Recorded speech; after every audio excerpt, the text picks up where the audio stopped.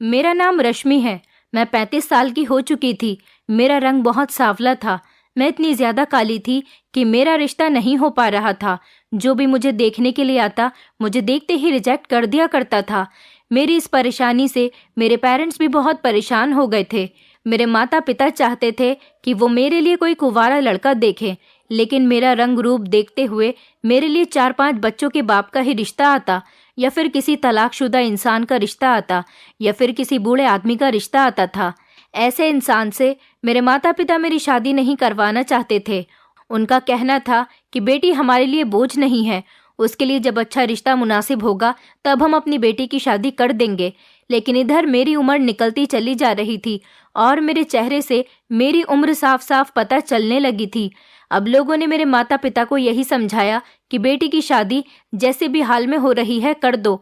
आपकी बेटी की शादी की उम्र निकलती जा रही है, आने वाले टाइम में आपको इस तरह के भी रिश्ते नहीं मिलेंगे। यही सोचते हुए मेरे पेरेंट्स ने एक ऐसे इंसान का रिश्ता एक्सेप्ट कर लिया जिसकी जवान 2 बेटियां और एक बेटा भी था। मेरे पिताजी बहुत ही सीधे आदमी थे। एक आदमी ने उनको मेरे इस रिश्ते के बारे में बताया था। अब मेरे पेरेंट्स को यही फिक्र लगी रहती थी कि कहीं आने वाले टाइम में हमारी बेटी के लिए और भी ज्यादा बुरे बुरे रिश्ते ना आने लगे। जिसने मेरा रिश्ता बताया था वो मेरे पिताजी का कोई जानने वाला था।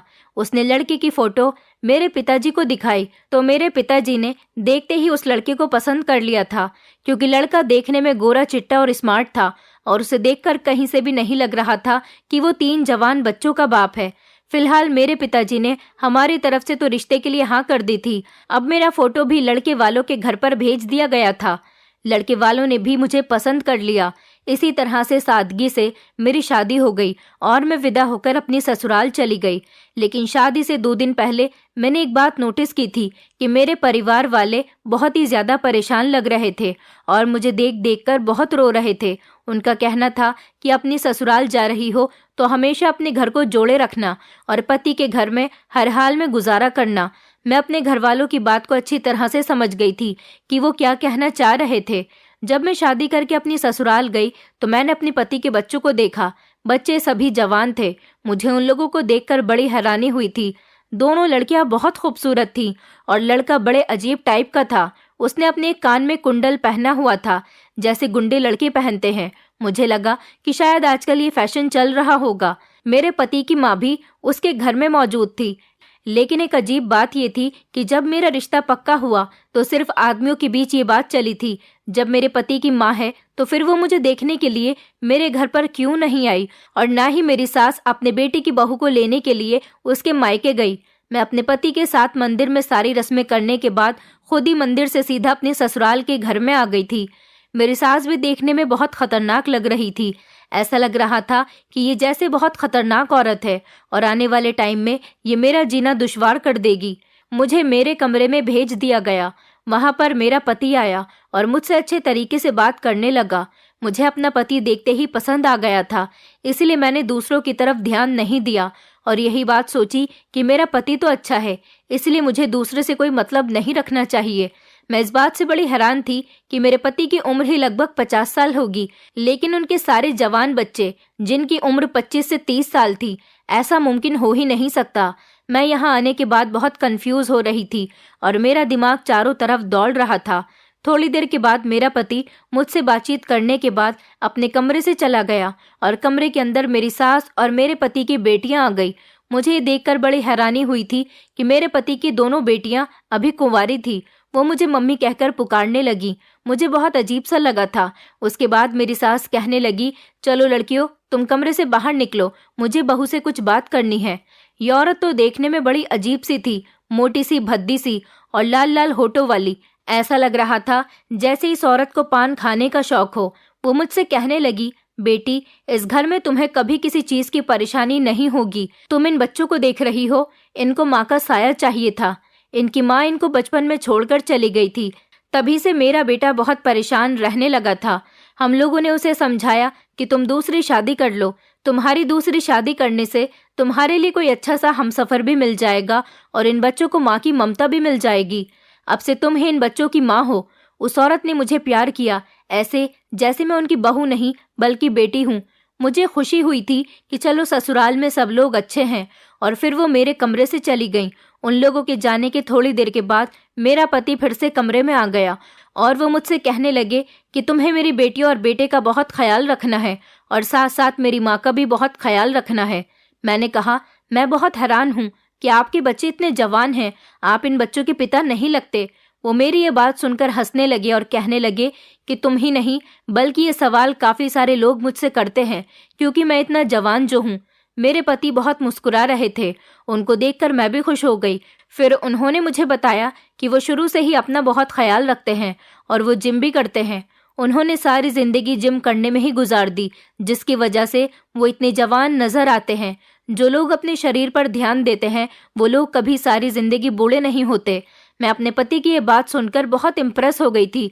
तब मेरे पति ने कहा कि मैं तुम्हें भी जवान कर दूंगा। वक्त के साथ साथ तुम बूढ़ी होने के बजाय और भी ज्यादा खूबसूरत होती जाओगी। मैंने अपने पति से कहा कि मैं कैसे खूबसूरत हो सकती हूँ, कहाँ मैं काली सांवली सी और कहाँ आप गोरे चिट्टे से। मेरे पति ने कहा, ऐसी बातें मत करो, तुम मुझे बहुत पसंद आ गई हो। गोरे काले से क्या होता है, इंसान की सीरत अच्छी होनी चाहिए। मैं उनकी इतनी प्यारी बातें सुनकर बहुत खुश हो गई थी। मेरे पति की बेटियां भी बहुत खूबसूरत थीं। मेरे पति सच में बहुत ज्यादा नौजवान लगते थे, पर बूढ़े इंसान में कोई ना कोई बीमारी तो जरूर होती है, कोई ना कोई ऐसी परेशानी होती है कि जिससे उसकी उम्र की पहचान हो जाती है। लेकिन मेरा पति तो बिल्कुल ही जवान दिखता था, वो बहुत एक्टिव था। मेरे पति की ये दूसरी शादी है तो फिर वो अपनी पहली शादी पर कितना खूबसूरत और कम उम्र का होगा। फिलहाल मैंने इस बात को इग्नोर कर दिया था। अब मुझे अपने ससुराल पर ध्यान देना था। वो एक सपनों भरी रात थी जो मैंने गुजारी थी। सुबह हुई तो दरवाजे पर दस्तक होने लगी। मैंने जाकर दरवाजा खोला तो मेरी सास सामने खड़ी हुई थी। उनके हाथ में एक बड़ी सी ट्रे थी और वो मेरे लिए कमरे में नाश्ता लेकर आई थी। मैंने कहा कि आपको परेशान होने की क्या जरूरत थी, फ्रेश होने के बाद मैं खुद आ जाती किचन में नाश्ता बनाने के लिए। मेरी सास कहने लगी, अरे नहीं नहीं बहू, नई नई बहू से इतनी जल्दी किचन का काम करवाना अच्छा नहीं लगता। मेरे पति भी सोकर उठ गए थे और हम दोनों ने साथ बैठकर नाश्ता किया। मैंने अपने पति से कहा कि आज हमारी शादी का पहला दिन है, आज हम लोग कहीं घूमने चलते हैं। मेरे पति ने कहा, बताओ कहाँ जाओगी? मैंने कहा कि मैं अपने मायके जाना चाहती हूँ। मेरे पति ने कहा, शायद तुम्हें ये बात पता नहीं है, तुम्हें तुम्हारे माता पिता ने ये बात नहीं बताई कि तुम अपने मायके में किसी से भी नहीं मिल सकती। ये बात सुनकर मैं हैरान हो गई थी। मुझे लगा कि वो शायद मजाक कर रहे हैं। मैंने कहा, ऐसा नहीं हो सकता। मेरे पति कहने लगे कि ऐसा ही है, अब तुम्हारी शादी यहाँ हो गई, इसलिए तुम अपने किसी भी रिश्तेदार या अपने मायके वालों से कोई कांटेक्ट नहीं रखोगी। अब मैं समझ गई थी, यही वजह है कि जो मेरे घर के सारे लोग शादी से कुछ दिनों पहले बहुत परेशान नजर आ रहे थे और मुझे देख देख कर बहुत रो रहे थे। मेरी विदाई पर भी मेरा पूरा परिवार बहुत रो रहा था और तभी वो बातों बातों में मुझे ये बताने की कोशिश कर रहे थे कि अब तुम्हारे साथ सारे रिश्ते खत्म हो गए। मेरी ये समझ में ही नहीं आ रहा था कि क्या ऐसा करने की ये शर्त मेरे माता पिता की थी या फिर मेरे अपने पति की। जब मैंने अपने पति से ये सवाल किया तो उन्होंने कहा कि मैंने इसी शर्त पर तुमसे शादी की है क्योंकि तुम्हारी कहीं शादी भी नहीं हो रही थी और तुम्हारे घर वालों ने आसानी से खुशी खुशी मेरी ये शर्त एक्सेप्ट भी कर ली थी। ये बात सुनकर मेरे दिल को बहुत ठेस पहुंची थी। लेकिन फिर थोड़ी देर के बाद मेरे पति के मोबाइल पर किसी की कॉल आने लगी। वो किसी से फोन पर बात करते हुए कह रहे थे कि रिश्ता तय होने पर हमारी ये शर्त पहले से ही पक्की हो गई थी। मेरे पति फोन पर बहुत बहस कर रहे थे। मैं समझ गई थी कि ये कॉल जरूर मेरे घर से ही आई होगी। मैं अपने पति के आगे खड़ी हो गई और कहने लगी कि प्लीज एक बार मेरी बात करवा दो। मेरे पति ने मेरी तरफ देखते हुए कॉल पर कहा कि आज के बाद मेरे मोबाइल पर किसी की कॉल नहीं आनी चाहिए। अगर फोन किया तो आपकी बेटी को तलाक देकर आपके घर वापस भेज दूंगा। ये कहकर उन्होंने कॉल काट दी। मैंने कहा, आपने ऐसा क्यों किया? मैं मिलने नहीं जा सकती पर एक बार फोन पर बात तो कर सकती थी। मेरे पति ने कहा, तुम्हारे घर वाले भी मुझसे यही बात कह रहे थे, लेकिन हमारी शर्त ये थी कि शादी के बाद तुम अपने घर वालों से या अपने किसी रिश्तेदार से भी किसी तरह का कोई कांटेक्ट नहीं रखोगी। फिर अब तुम्हारे माता पिता इस बात को भूल कैसे गए? उन्हें अब मेरे इनकार करने पर कोई एतराज नहीं होना चाहिए। अगर वो लोग अपनी बेटी को खुश देखना चाहते हैं तो फिर खामोश रहें और तुमसे बात करने की कोई कोशिश न करें, यही उनके लिए बेहतर होगा। अपने पति का ऐसा रूप देखकर मैं बहुत ज्यादा डर गई थी। मेरे पति ने कहा कि इस घर में मेरी माँ है, मेरी बेटियां हैं और एक बेटा है। तुम उन सब के साथ रहो और उनका ख्याल रखो, यही तुम्हारा कर्तव्य है। मैंने कहा, जो एक पत्नी का फर्ज होता है मैं वो सब कुछ करके दिखाऊंगी, लेकिन एक बेटी को अपने माता पिता से अलग ही लगाव होता है, कोई उनकी जगह नहीं ले सकता। आप प्लीज एक बार मेरे माता पिता से मेरी फोन पर बात करवा दो। मैं आपका यह एहसान जिंदगी भर नहीं भूलूंगी और आज के बाद कभी उनसे बात करने की जिद भी नहीं करूंगी। आपने उनसे इस तरह से बात की, उन लोगों को कितना बुरा लगा होगा। मेरे पति ने मेरी कोई बात नहीं सुनी और मैं रोती हुई खामोशी से कमरे के अंदर आ गई। रो रो कर मेरा बुरा हाल हो गया था। पहले ही दिन मेरे साथ ऐसा किया तो आगे मेरे साथ ये लोग क्या करेंगे। फिर थोड़ी देर के बाद मेरा पति कुछ सोचता समझता हुआ कमरे के अंदर आया और मुझे चुप करवाने लगा। कहने लगा कि तुम परेशान मत हो, मैं तुम्हारे पेरेंट्स से तुम्हारी बात करवा दूंगा, बल्कि तुम्हारी मुलाकात करवा दूंगा, लेकिन अभी नहीं, सही समय आने पर। जब सही समय आ जाएगा तो मैं तुम्हें उनसे मिलवाने के लिए ले जाऊंगा। मैंने अपने पति से कहा कि लेकिन ऐसा कब होगा, तो उन्होंने कहा, मैंने कहा ना कि जब सही समय होगा तो मैं तुम्हें खुद लेकर जाऊंगा। बस तुम मेरे परिवार के सदस्यों का ख्याल रखो, मुझे किसी काम से बाहर जाना है, बहुत जरूरी काम है। मेरे पति ये कहकर घर से चले गए थे और मेरी सास मेरे पास आकर बैठ गई थी, जैसे वो मुझसे कुछ बातें करने के लिए मेरे पास बैठना चाह रही हूँ। मेरी सास ने मुझे बातें करने में बिजी कर लिया। फिर कुछ देर के बाद वो मेरे पति की बड़ी बेटी से कहने लगी, जाओ, तुम्हारी मम्मी ने रो रो कर अपना बुरा हाल कर लिया, इसके सर में दर्द हो गया होगा, इसके लिए एक कप चाय बना दो। मेरे पति की बड़ी बेटी किचन में चाय बनाने के लिए चली गई थी, उसके पीछे दूसरी बेटी भी चली गई थी। मैंने बहुत मना भी किया था कि अभी मैंने नाश्ता किया है, अभी मेरा चाय पीने का मूड नहीं, लेकिन उन्होंने जबरदस्ती मेरे लिए चाय बनवा ली और वो चाय का कप मुझे देकर कहने लगी, लो ये चाय पी लो। मैं उनसे बहुत मना कर रही थी क्योंकि मेरा कुछ भी खाने पीने को मन नहीं कर रहा था, तो फिर मैं बेवजह चाय क्यों पीऊं। फिर मैंने सोचा कि आज मेरा ससुराल में पहला दिन है, मैं नहीं चाहती कि मेरे ससुराल वाले पहले ही दिन मुझसे नाराज हो जाएं, इसलिए उनकी ज्यादा जिद करने की खातिर मैंने चाय का कप अपने हाथ में ले लिया था। लेकिन जैसे ही मैंने चाय के कप से अपने होंठ लगाए, मुझे चाय के अंदर से कड़वी कड़वी सी बदबू आने लगी। ऐसा लगा जैसे वो खराब दूध की बनी हुई चाय हो। मैंने कहा, चाय के अंदर से कैसी अजीब सी बदबू आ रही है। तो मेरी सास कहने लगी, नहीं बेटी, हम तुम्हें खराब दूध की चाय कैसे पिला सकते हैं। हो सकता है कि शायद फ्रिज में दूध किसी ने खुला हुआ छोड़ दिया हो और दूध के अंदर फ्रिज के किसी खाने पीने की चीज की बदबू बैठ गई हो। तभी मेरे पति की छोटी बेटी आ गई और कहने लगी, अगर आप हमसे प्यार करती होती तो आपको इस चाय से बदबू नहीं बल्कि खुशबू आने लगती। हमारे घर की चाय तो सारे मोहल्ले में फेमस है। मोहल्ले का कोई भी हमारे घर में आकर हमारे घर की बनी हुई चाय पीता है तो बहुत तारीफ करता है, और आप कह रही हो कि इस चाय के अंदर से बदबू आ रही है। मैं मजबूरन वो चाय पीने लगी थी। चाय पीने में तो अच्छी थी, मगर उसमें से किसी दवाई की बदबू आ रही थी। वो सब लोग मुझे चाय पीता हुआ गौर से देखने लगे, जैसे मैं कोई चाय नहीं बल्कि दवाई पी रही हूँ। चाय का कप पूरा फिनिश करते ही उन सब ने मेरी तरफ इस तरह से देखा जैसे मेरे साथ कोई बड़ी प्रॉब्लम होने वाली हो। फिर वो सब मेरे कमरे से चली गईं और मेरा सर अचानक भारी भारी सा होने लगा। मैं अपने पति की बड़ी बेटी को आवाज लगाने लगी, जिसका नाम संध्या था। मुझे पता था कि उसने मेरी आवाज सुन ली है, लेकिन फिर भी मेरी आवाज सुनने के बाद भी वो मेरे करीब नहीं आई। मुझे ऐसा लग रहा था जैसे पूरा कमरा गोल गोल घूम रहा है, और बस मैं बेड पर लेट गई। लेटने के बाद मेरी आंखें बंद हो गईं। उसके बाद मुझे नहीं पता चला कि मेरे साथ क्या हुआ। फिर मेरी आंख तब खुली जब रात के 9 बज रहे थे। मैंने देखा कि कमरे में कोई भी हलचल नहीं थी, कमरे की लाइट भी बंद थी, बिल्कुल अजीब सी खामोशी छाई हुई थी। लेकिन जैसे ही मैंने बेड से जमीन पर कदम रखा, अचानक मुझे कमजोरी महसूस होने लगी। मुझे चक्कर से आने लगे और मेरे पेट में दर्द महसूस होने लगा। न जाने ये सब कुछ मेरे साथ क्यों हो रहा था। मैंने सोचने की कोशिश की तो मेरा ध्यान गया कि मैंने सुबह के 10 बजे चाय पी थी और उसके बाद ही मैं सो गई थी और अब मेरी आंख खुली थी। आखिर ऐसा कैसे हो सकता था? मैं इतनी देर तक कैसे सो सकती थी? इसका मतलब ये था कि मैंने आज अपनी ससुराल का पहला दिन सोते सोते ही गुजार दिया था। मैं अपने कमरे से बाहर निकली तो पूरे घर की लाइट बंद थी। मैं टॉर्च की रोशनी से लाइट का बटन ढूंढने की कोशिश कर रही थी। तभी अचानक किसी ने मुझे खींचकर दूसरे कमरे के अंदर धकेल दिया। मुझे बहुत डर लगा, लेकिन जाहिर सी बात है मेरे पति का घर था, मुझे डरना तो नहीं चाहिए था। मैंने चिल्लाने की कोशिश की, पर जिस इंसान ने मुझे दबोचा हुआ था उसने मेरे मुंह पर हाथ रख दिया। फिर मैं काफी देर वहीं पर रही। मुझे कुछ भी समझ में नहीं आ रहा था कि ये कौन है जो मुझे इस तरह से दबोचे हुए है। उसके हाथों के एहसास से ऐसा महसूस हो रहा था जैसे ये हाथ मर्द के हैं। मैं पहचान सकती थी कि ये हाथ मेरे पति के नहीं थे। मैंने उस इंसान को जोर से धक्का मार दिया और मैं उस कमरे से बाहर भागते भागते अपने कमरे में पहुंच गई। वो ना जाने कौन इंसान था और मेरे साथ ऐसा क्यों कर रहा था, जिसने मुझे कमरे में दबोच लिया था। हे भगवान, ये इस घर में क्या हो रहा है? ये घर मेरी सोच से भी ज्यादा बड़ा था। ये एक हवेली की तरह बना हुआ था। अभी मैं नई नई थी और अपने कमरे के अलावा मैंने अपने ससुराल के घर को ठीक से देखा भी नहीं था। मुझे तो अब इस घर में डर लगने लगा था।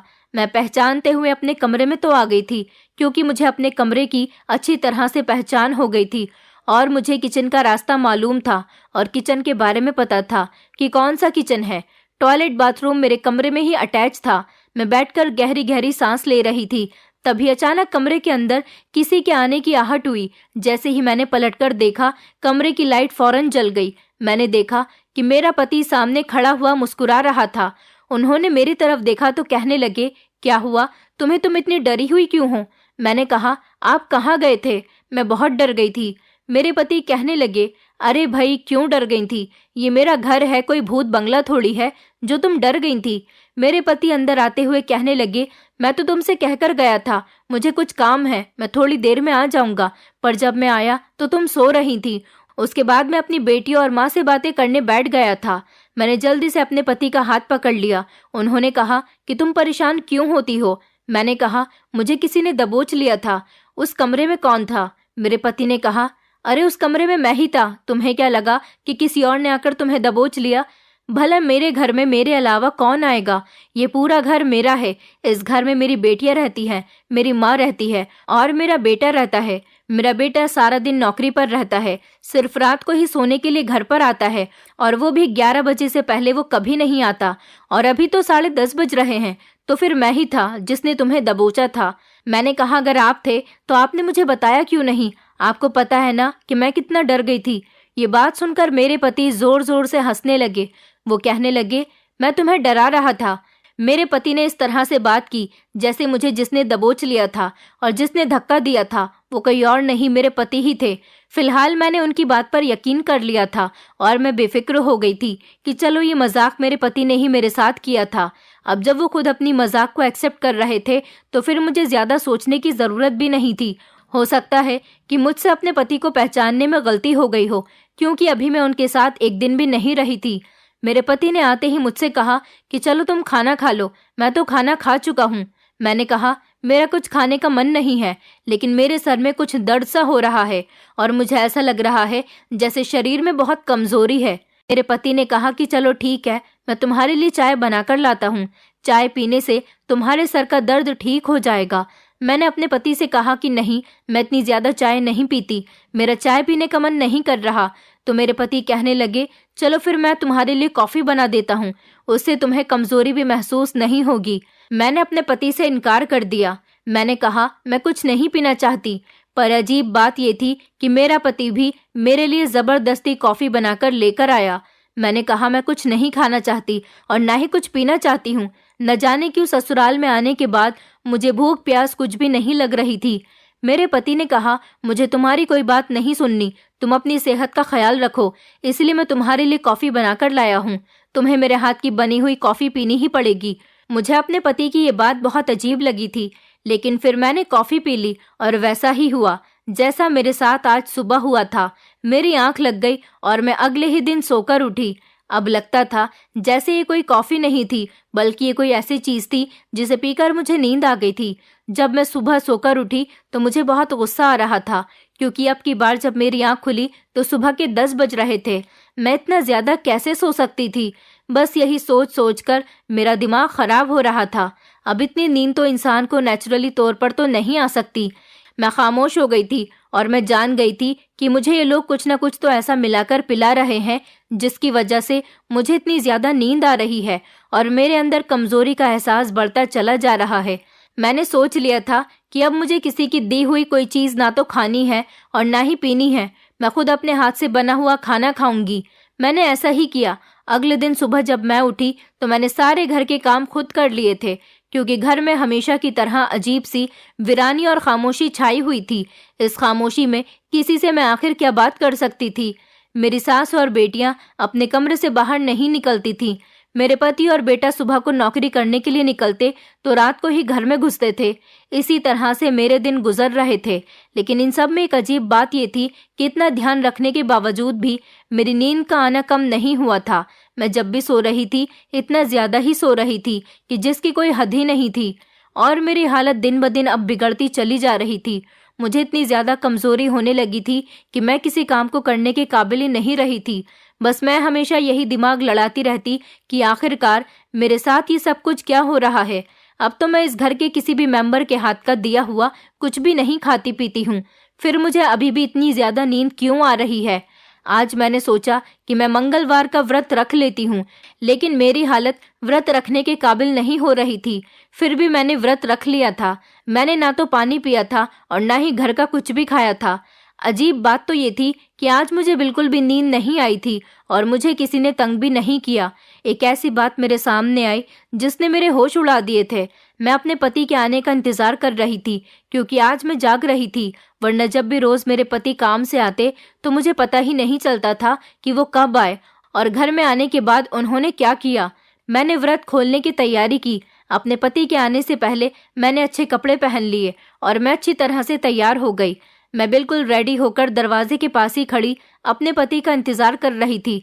तभी अचानक से मुझे किसी काम की याद आ गई और मैं वापस अपने कमरे में आ गई। इतनी ही देर में मेरे पति घर के दरवाजे से अंदर दाखिल हुए और अंदर आते ही उनकी दोनों बेटियां और माँ ने उनको घेर लिया और उन्हें दूसरे कमरे में ले गईं। मैं हैरान थी कि वो मुझसे बात करने के बजाय अपनी बेटियों के कमरे में क्यों चले गए थे।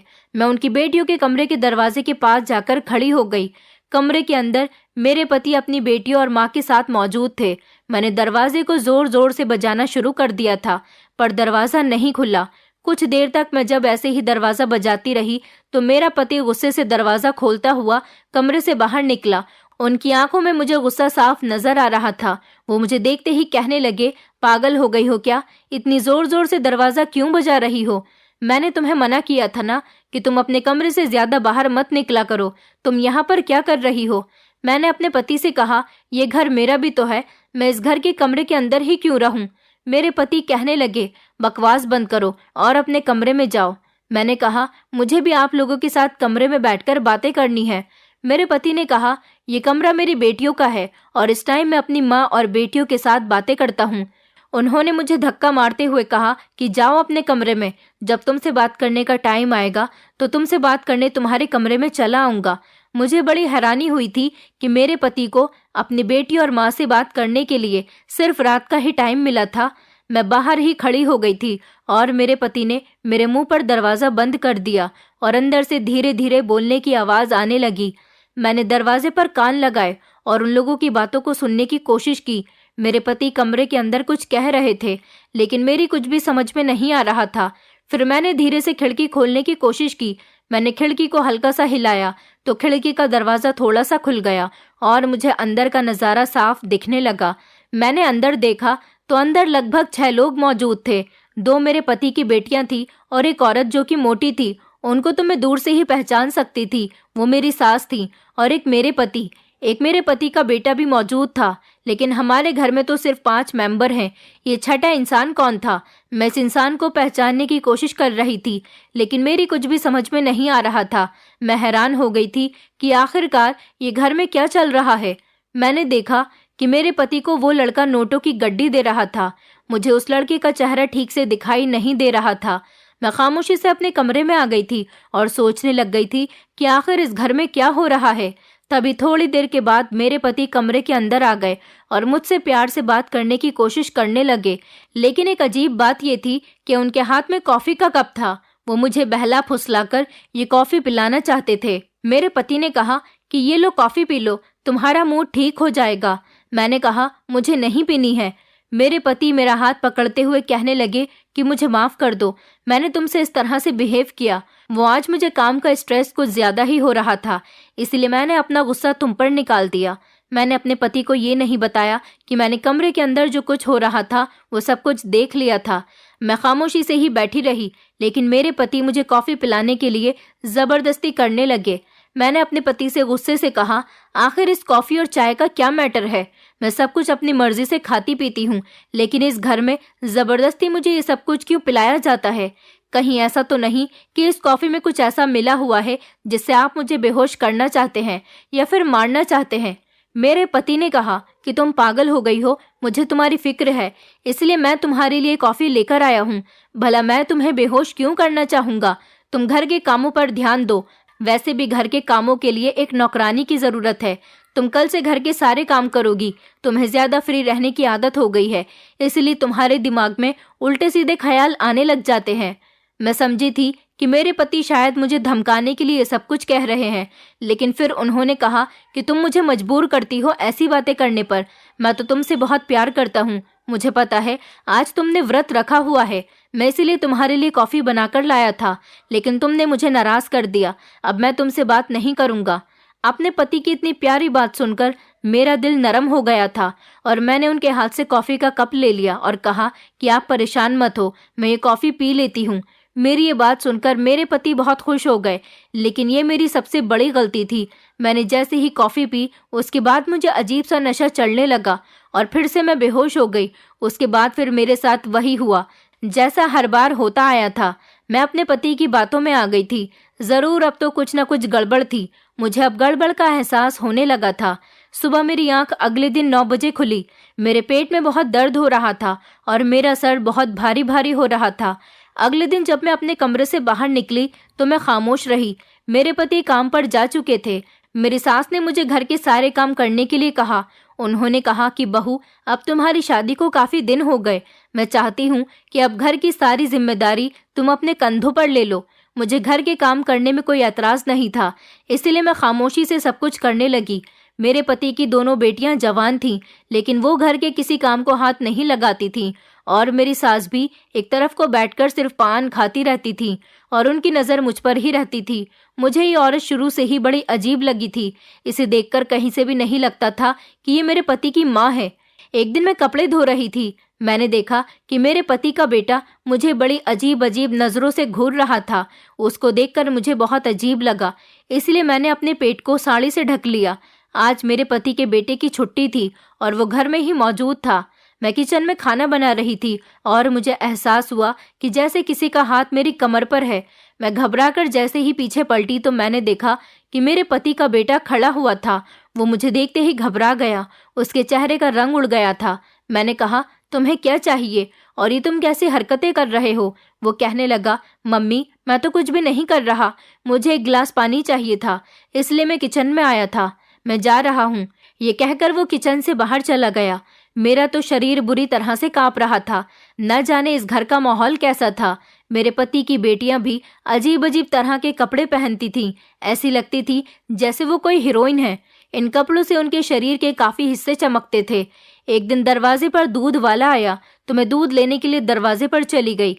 मैं जैसे ही दरवाजे पर गई तो गली में काफी सारी औरतें खड़ी हुई थी और आपस में मुझे देख देख कर बातें कर रही थी। दूध वाला तो दूध देकर चला गया था, लेकिन वो औरतें अभी भी मुझे घूर रही थी और वो मेरे करीब आ गईं। वो कहने लगी, तुम्हें हमने पहले कभी नहीं देखा इस घर में। क्या तुम यहाँ पर नई आई हो?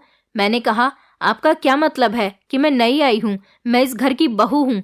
मेरी बात सुनकर वो औरतें एक दूसरे को देखने लगी और उनमें से एक औरत हंसकर कहने लगी, अरे बहू, इस घर में ना जाने कितनी बहुएं अब तक आ चुकी हैं। मैं उस औरत के आगे कोई सवाल करती, इतनी ही देर में पीछे से किसी ने मेरा हाथ पकड़कर अंदर की तरफ खींच लिया। मैंने जैसे ही पलटकर देखा तो मेरी सास ने मुझे अंदर की तरफ धकेला था। मेरे हाथ से दूध का बर्तन गिरने से बच गया था, जबकि थोड़ा सा दूध फर्श पर गिर गया था।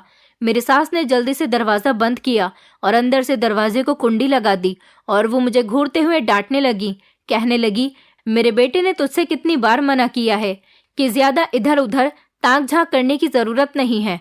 अगर ये बात तेरे पति को पता चल गई कि तू दरवाजे में खड़े होकर मोहल्ले की औरतों से बातें कर रही थी, तो तू नहीं जानती कि वो तेरा क्या हाल करेगा। मैंने कहा, मैंने ऐसा भी क्या गलत कर दिया। दूध वाला बहुत देर से दरवाजे की बेल बजा रहा था, किसी को आवाज ही नहीं आ रही थी, इसलिए मैं दूध का बर्तन लेकर दूध लेने के लिए आ गई। और आप ये किस तरह से मुझसे बात कर रही हो? मैंने कोई पाप तो नहीं कर दिया मोहल्ले की औरतों से बातें करके? उस दिन मेरी सास ने बहुत हंगामा किया था। आज मुझे इन लोगों पर शक होने लगा था और मैं सोच में पड़ गई थी कि वो मोहल्ले वाली औरतें मुझसे क्या कहना चाहती थीं, क्योंकि वही मोहल्ले की औरतें थीं जो मुझे इस घर के बारे में सब कुछ बता सकती थीं। मैंने मौका देखते ही मोहल्ले की एक औरत से बातचीत करने की कोशिश की। मैं बहाने से छत पर चली गई। उस टाइम पर घर के सारे लोग सो रहे थे। छत पर जाने के बाद घर के सामने वाली छत पर पत्थर उठाकर मारने लगी, ताकि कोई बाहर मुझे देखने के लिए आए और मैं मौका देखते ही उससे बात कर लूं। मेरे पत्थर मारने पर एक औरत खिड़की पर झांकने लगी। मैंने तभी उसे आवाज लगा ली और बहाने से उस औरत को छत पर बुलाया। वो औरत अपनी छत पर आ गई। हमारे घर की छत और उस सामने वाले घर की छत आमने सामने ही थी, क्योंकि हमारे घर भी आमने सामने थे। मैंने उस औरत से कहा कि आज तुम गली में खड़ी हुई मेरे बारे में कुछ बातें कर रही थी और मुझे कुछ बताने की कोशिश कर रही थी। मैं इस घर के बारे में सब कुछ जानना चाहती हूँ, प्लीज मुझे बता दो। मैं यहाँ रहते हुए बहुत परेशान हूँ। उस औरत ने कहा कि हाँ, मैं तुम्हें सब कुछ बता दूंगी, लेकिन इस मामले में मेरा नाम नहीं आना चाहिए। मैंने कहा, ठीक है, कोई तुम्हारा नाम नहीं लेगा। उस औरत ने बताया कि जिस घर में तुम रहती हो ये घर कोई घर नहीं है और इसमें रहने वाला आदमी तुम्हारा पति नहीं है, बल्कि ये लोग आपस में परिवार के सदस्य ही नहीं है। ये घर एक कोठा है। इसमें जो औरत रहती है वो एक बाई है और जो दो जवान लड़कियां रहती हैं वो इस घर में लड़कियों को बहला फुसलाकर लाती हैं। और जो तुम्हारा पति है उसका भी यही काम है। वो लड़कियों से या तो शादी के बहाने से उन्हें यहाँ पर लेकर आता है या फिर उनको किडनैप करके यहाँ लेकर आता है। और अब की बार तुम यहाँ पर आई हो। हम कई बार इन लोगों के खिलाफ केस कर चुके हैं, लेकिन ये लोग हर बार पुलिस को ज्यादा पैसे देकर भगा देते हैं और मोहल्ले में रहने वाले लोगों को किसी न किसी बात पर तंग करते हैं। मैंने कहा, इस घर में जो लड़का रहता है वो कौन है? उस औरत ने बताया कि इस घर में जो लड़का है वो तुम्हारे पति का बेटा नहीं है, बल्कि वो बाई का बेटा है। उसका ये काम है कि वो लड़कियों पर नजर रखता है। जो लड़की इस घर में रहती है कि कहीं वो भाग न जाए। यहाँ पर हर एक महीने में एक लड़की को बहाने से लाया जाता है। मैंने कहा, अच्छा, यहाँ पर लड़कियों को लाने के बाद उनके साथ क्या किया जाता है? तो उस औरत ने बताया कि तुम बिल्कुल पागल हो, तुम्हें नहीं पता कि तुम्हारे साथ क्या हो रहा है? मैंने कहा, मुझे नहीं पता। उसने कहा कि यहाँ पर जो भी लड़की आती है उसके शरीर को बेचा जाता है। ये सुनकर तो मेरे पैरों तले से जमीन निकल गई थी। और उस औरत ने बताया कि ये लोग बहुत खतरनाक लोग हैं। ये लोगों के सामने सीधे बनते हैं, लेकिन इनकी हकीकत हम लोग जान चुके हैं, क्योंकि इस मोहल्ले में रहते हैं।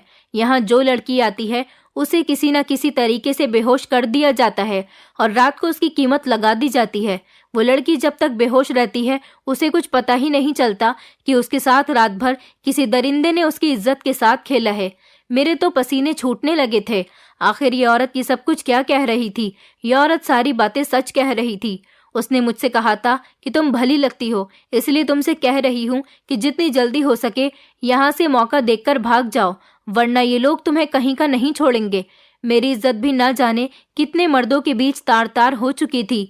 ये मेरा कोई ससुराल नहीं था, बल्कि ये एक गैंग के लोग थे जो कि लड़कियों को बेवकूफ बनाकर उनकी कीमत लगा रहे थे और इस तरीके से अपना धंधा चला रहे थे। वो औरत मुझसे कुछ देर बात करने के बाद अपने घर में चली गई थी और मैं सोचती रह गई थी कि मैं क्या करूं। मैंने ठान लिया था कि अब ये सब कुछ नहीं सह सकती। मैं अपने कमरे में चली गई और जाने के बाद मैंने अपने पति का फोन चुपचाप उठाया और पुलिस को कॉल लगा दी। पुलिस को मैंने अपनी सारी बात बता दी थी। मुझे पता था कि मेरे साथ इतने दिनों से ये सब कुछ जो हो रहा है, उस हिसाब से ये लोग अगले दिन भी मेरे साथ वही सब कुछ करेंगे। मैं इन लोगों को रंगे हाथों पकड़वाना चाहती थी, इसीलिए अगले दिन जैसे ही मेरे पति ने मेरे आगे कॉफी का कप किया तो मैंने प्यार से उनके हाथ से कॉफी ले ली और अपने पति से ऐसे रिएक्ट करने लगी जैसे मैं कॉफी पी रही हूँ। मैंने उस कॉफी को अपने पति का ध्यान हटते ही बेड के पीछे फेंक दिया था और थोड़ी देर के बाद मैं सोने का नाटक करने लगी। मैंने पुलिस को रात का वक्त ही दिया था आने के लिए, क्योंकि 10 बजे के टाइम पर मेरा पति घर आया करता था और लगभग 1-2 घंटे बाद मेरे साथ ये सब कुछ किया जाता था। मेरे पति ने उस दिन की तरह किसी दूसरे आदमी से मेरी कीमत लगा दी थी और मेरा पति कमरे से बाहर चला गया था।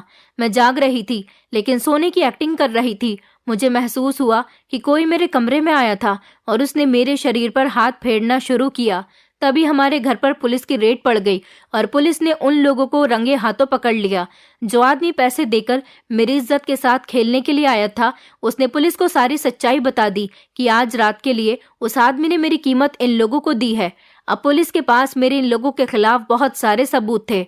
मोहल्ले के लोगों ने भी अपनी अपनी गवाही दी। पुलिस ने इन सभी लोगों को अरेस्ट कर लिया। मैं अपने पेरेंट्स के घर पर आ गई थी और जब मैंने उनको ये सब कुछ बताया तो वो लोग बहुत शर्मिंदा हुए थे। उन लोगों ने कहा कि हमें तो उसी दिन शक हो गया था, जिस दिन उस लड़के ने हमसे शर्त रखी थी कि आज के बाद आप लोग अपनी बेटी से कोई ताल्लुक नहीं रखेंगे, पर हमें ऐसा बिल्कुल भी नहीं पता था कि वो इतना भी गिर सकता है। फिलहाल वो लोग अरेस्ट हो चुके थे और मैं अपने पेरेंट्स के घर आ गई थी। आज तक मेरी शादी नहीं हुई है और अब मुझे शादी के नाम से भी डर लगता है। मैं अपने पेरेंट्स के घर में रहकर उनकी सेवा कर रही हूँ क्योंकि मेरे माता पिता बहुत बूढ़े हो चुके। मैं शादी नहीं करना चाहती। मैं पढ़ी लिखी थी और मैं नौकरी करके अपना गुजारा कर रही हूँ। उस घिनौनी जिंदगी से बेहतर मुझे अपनी ऐसी जिंदगी ज्यादा पसंद है। मैं आप लोगों से रिक्वेस्ट करना चाहती हूँ कि आप अपनी बेटियों की शादी जहाँ भी करें, लड़के वालों की पूरी जांच पड़ताल निकाल ले, क्योंकि कुछ माता पिता अपनी बेटियों की शादी न होने पर बेटियों को किसी के भी हवाले कर देते हैं। मैं नहीं चाहती जैसा मेरे साथ हुआ ऐसा आप लोगों में से किसी के भी साथ हो, इसीलिए ऐसे धोखेबाज लोगों से सावधान रहिए। दोस्तों, उम्मीद करती हूँ आपको हमारी कहानी पसंद आई होगी। कहानी पसंद आई है तो वीडियो को लाइक करें, चैनल पर नए हैं तो चैनल को सब्सक्राइब करें और हाँ, नोटिफिकेशन बेल को जरूर दबाएं ताकि अगली अपडेट सबसे पहले आपको मिले।